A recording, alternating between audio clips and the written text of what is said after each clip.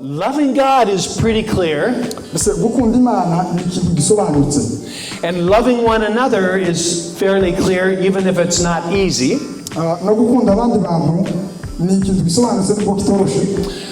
I think we get stuck on the part about making disciples. How do we as a church make disciples? Different people have different ideas about that.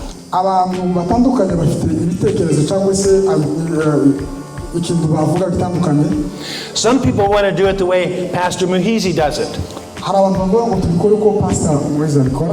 And other people might want to do it the way Pastor Jacques does it. They may not do it the same.